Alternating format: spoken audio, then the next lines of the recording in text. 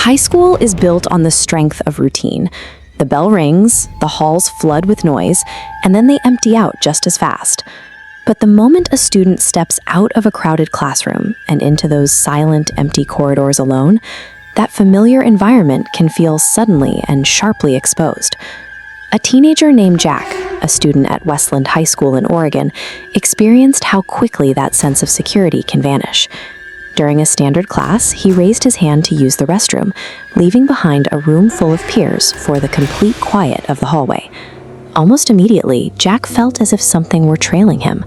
He ducked into a stall to regain his composure, only for the silence to be broken by a distinct scratching. It sounded like fingernails dragging across the outside of his metal stall door. His first instinct was to check for a prankster. He leaned down to look through the gap beneath the door, but he saw no feet. The bathroom appeared entirely empty. The scratching stopped, replaced by a slight noise from above. When Jack looked up toward a cracked ceiling tile, he found a pale, expressionless human face peering straight down at him through the hole. Panic seized his body, paralyzing him against the stall door. He managed to raise the phone he already had out, snap a quick photo of the face above him, and sprinted directly to the janitor's office to report what he'd seen. Horror begins when the physical structures designed for protection are revealed as the very places harboring a threat.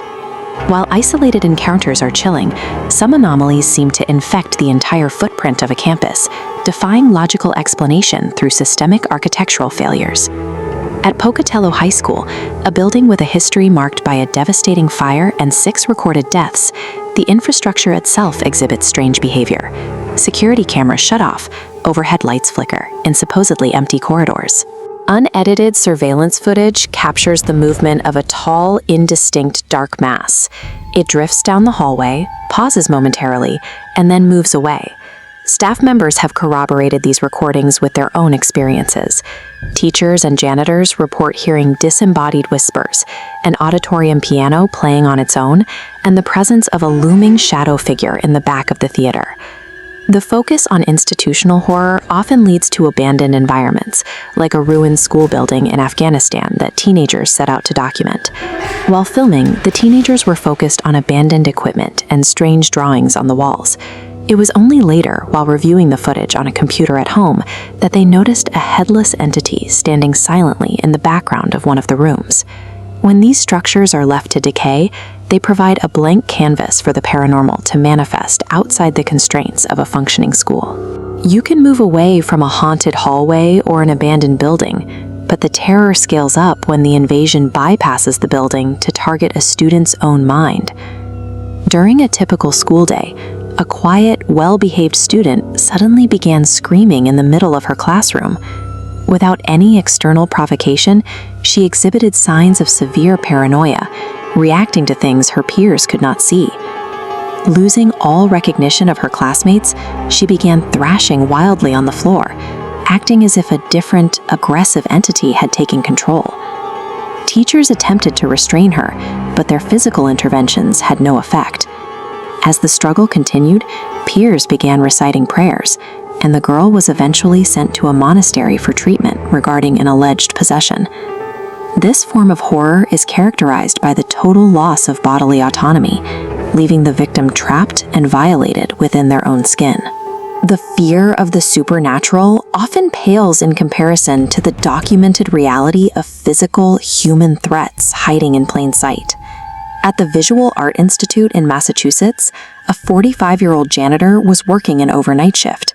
It was a freezing, snowy January night, leaving the massive building isolated and locked down. While scrubbing the bathrooms and moving through the silent art studios, he heard a muffled rumbling. The noise seemed to be coming from deep inside the structural walls of the building. When he went to the basement to retrieve tools, the rumbling became a distinct, frantic tapping. It was loud and clearly originating from inside the metal ventilation shafts. He began unscrewing the vent cover to investigate, and the instant the last screw was removed, the heavy metal grate burst outward. A man leaped from the vent and tackled the janitor. After the intruder was subdued and taken to the hospital, he admitted to living inside the ventilation system. He had been using tiny holes drilled into the walls to spy on students in the bathrooms and art classes. The presence of a physical predator living inside the building's infrastructure is a visceral threat.